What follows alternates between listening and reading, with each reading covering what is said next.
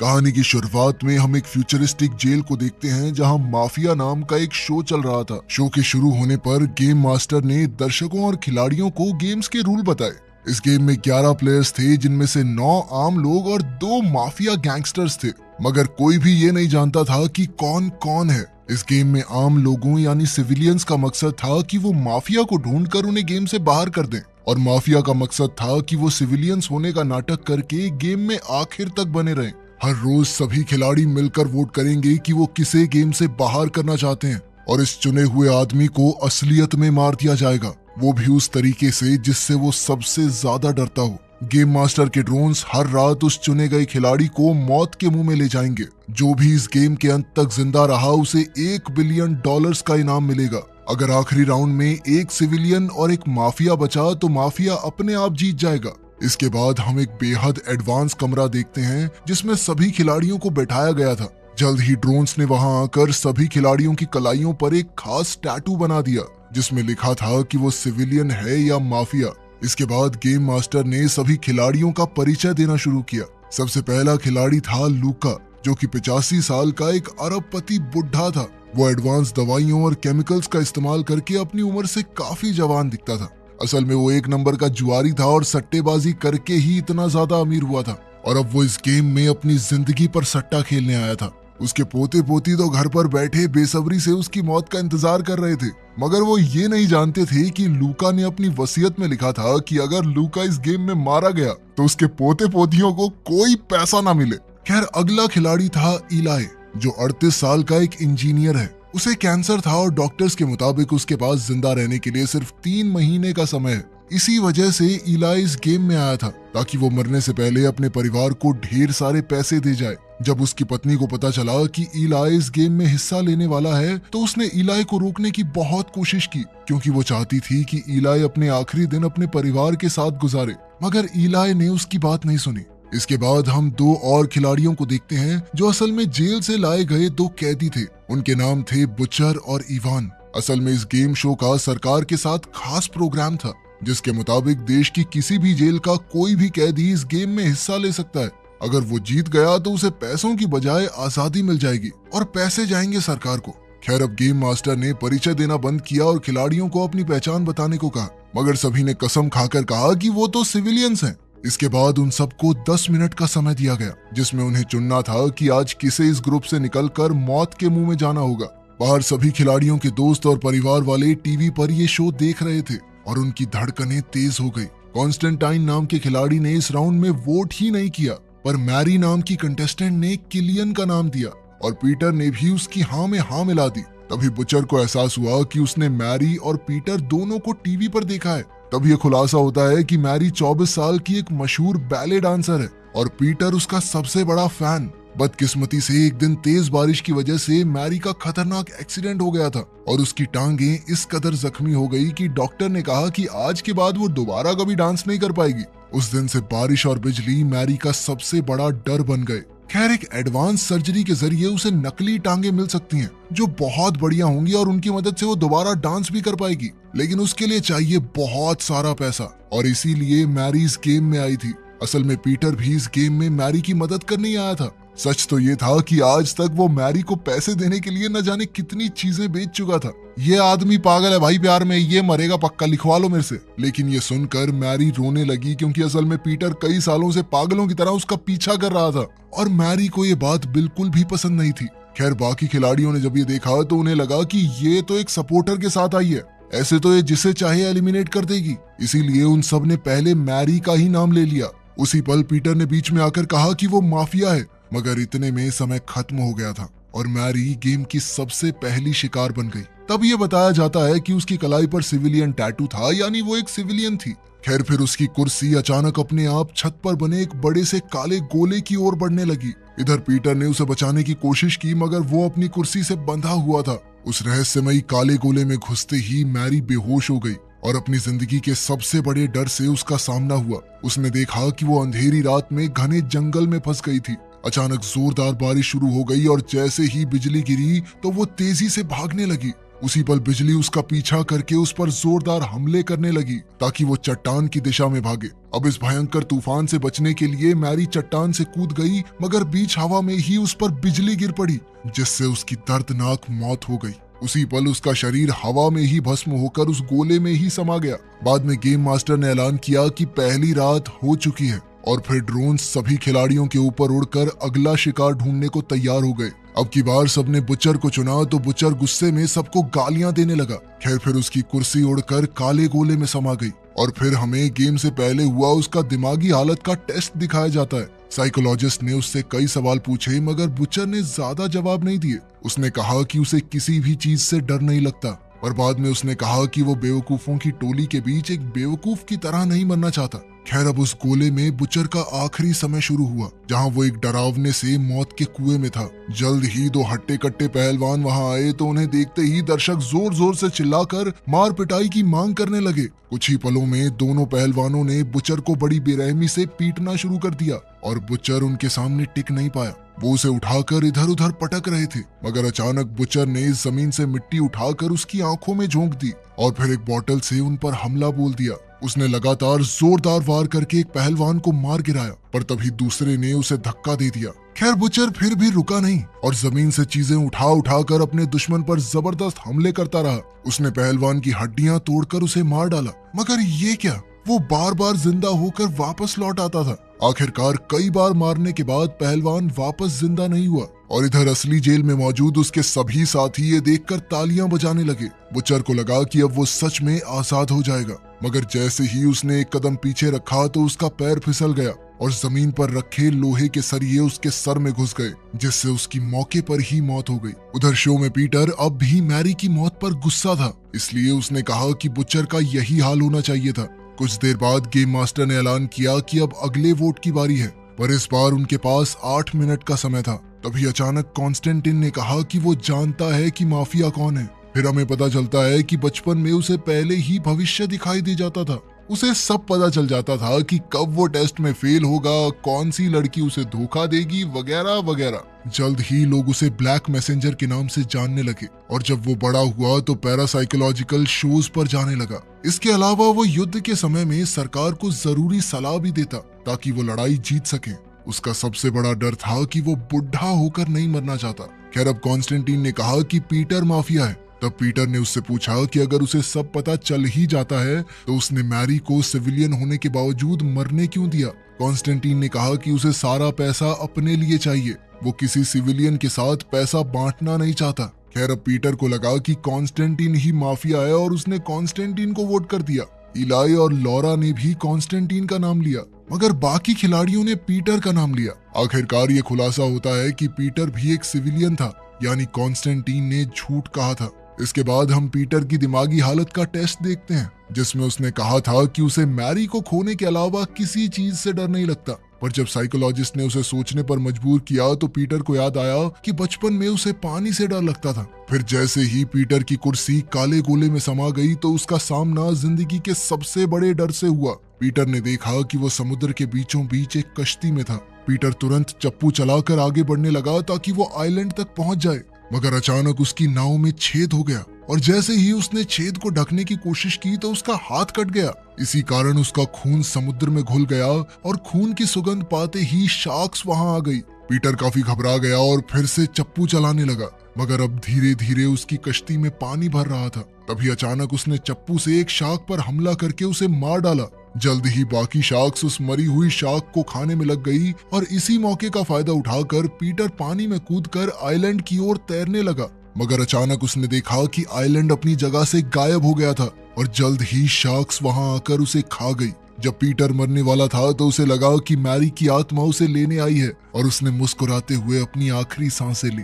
इधर गेम में रात होने से पहले खिलाड़ियों को एक और खिलाड़ी का नाम चुनने का मौका मिला, मगर अब की बार उनके पास 6 मिनट थे। तब हम वॉल्टर नाम के एक खिलाड़ी को देखते हैं जो कि 45 साल का मिलिट्री ऑफिसर था। उसने आज तक अपने देश के लिए कई युद्ध लड़े थे, पर अपनी जिंदगी में इतना मुश्किल वक्त देखने के बाद अब वो गहरे सदमे में था। वो इस गेम में इसलिए आया था ताकि उसकी किस्मत ये फैसला करे कि उसे जिंदा रहना चाहिए या नहीं।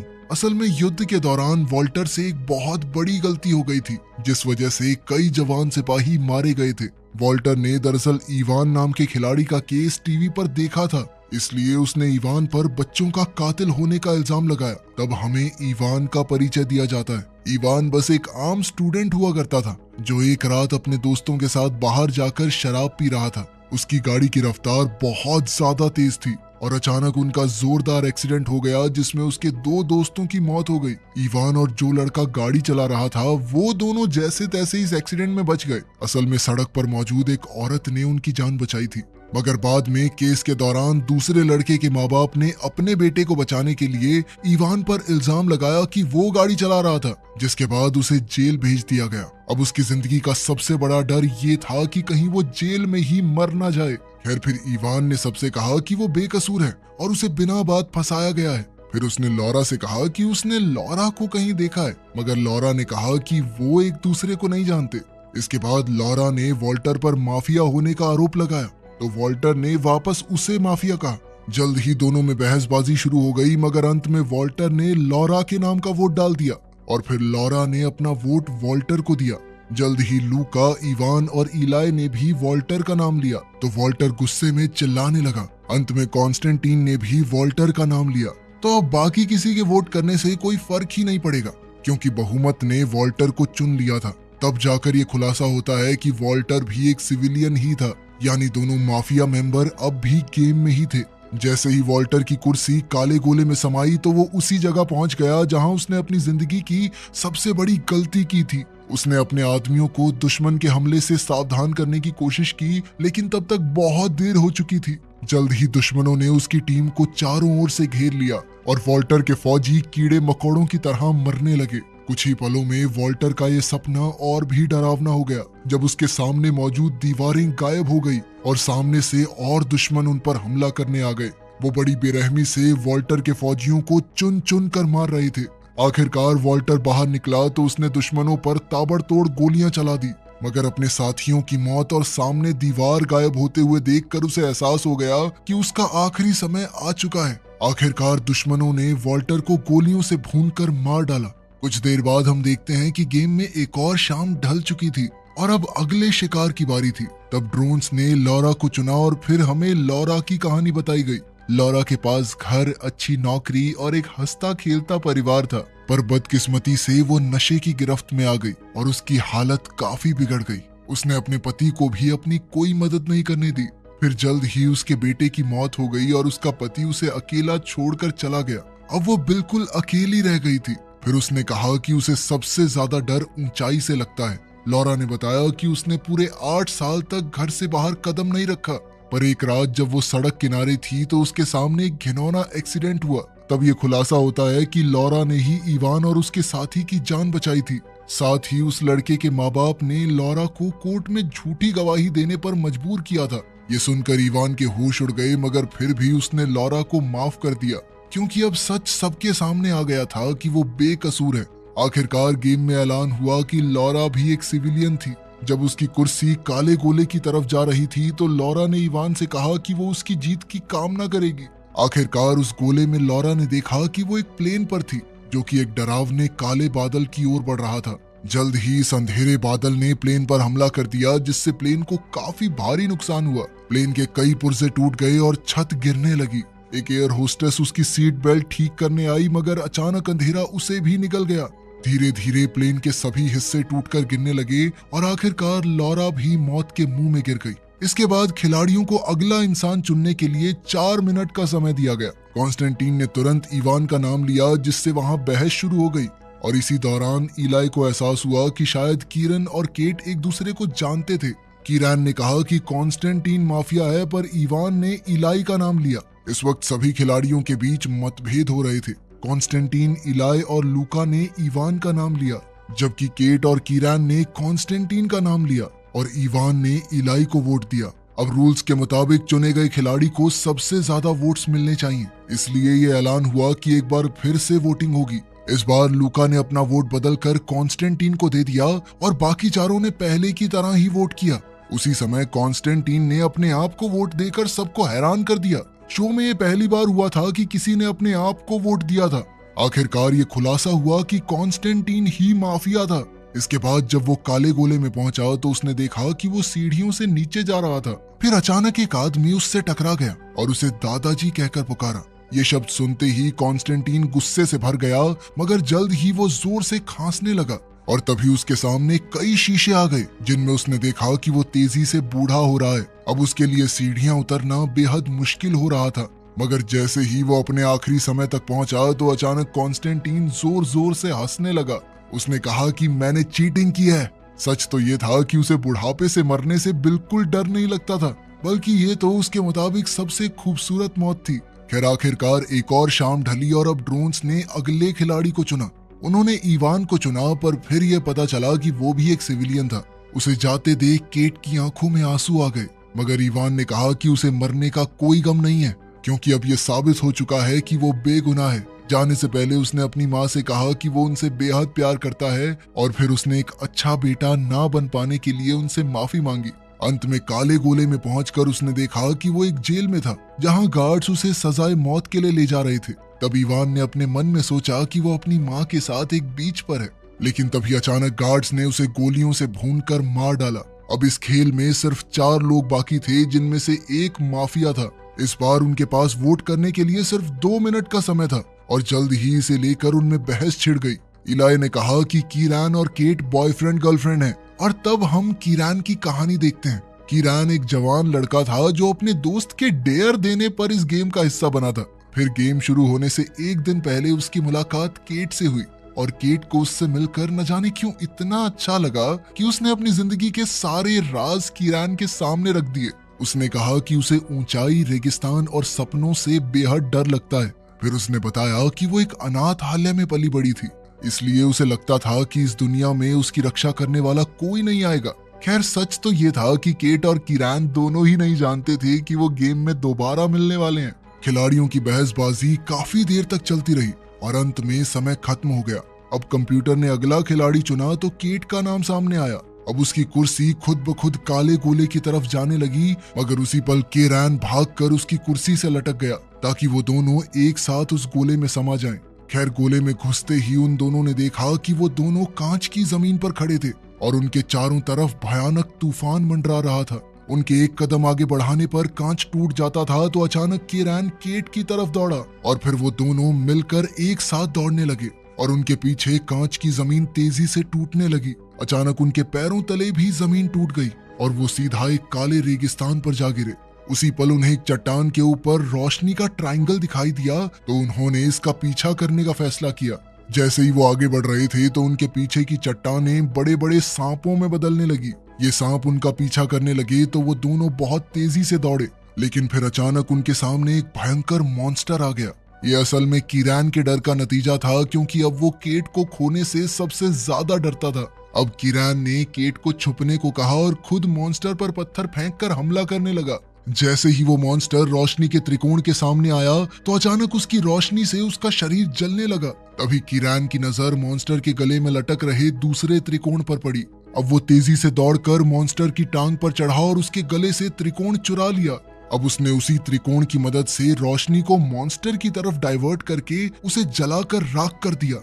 इसके बाद उन दोनों को एक पत्थर दिखाई दिया जिस पर चेहरे बने हुए थे और उसकी एक आंख में त्रिकोण लगा हुआ था। अब उन्होंने मॉन्स्टर का त्रिकोण दूसरी आंख में लगा दिया तो अचानक वो पत्थर हिलने लगा और उसके सामने एक रास्ता बन गया जो सीधा एक घर को जाता था। जब वो उस घर में पहुंचे तो केट ने देखा कि ये वही अनाथालय था जहां वो बड़ी हुई थी। उसने देखा कि उसकी माँ उसे एक औरत को सौंप कर जा रही थी।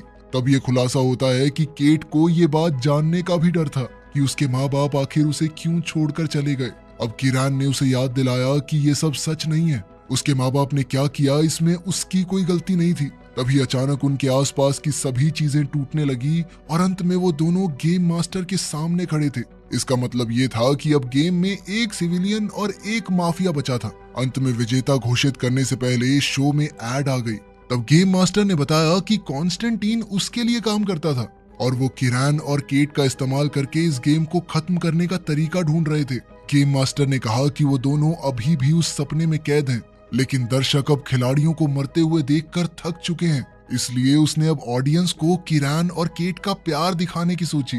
आखिरकार गेम मास्टर ने गेम में हिस्सा लेने के लिए उनका शुक्रिया अदा किया और उन्हें आजाद करके शो से बाहर भेज दिया। कुछ समय बाद हम देखते हैं कि इलाई अपने घर लौट आया था और उसने अपने परिवार को बताया कि वही आखिरी माफिया था, यानी वो गेम जीत चुका था। इसके बाद वो 3 महीने की बजाय 10 महीने तक जिंदा रहा।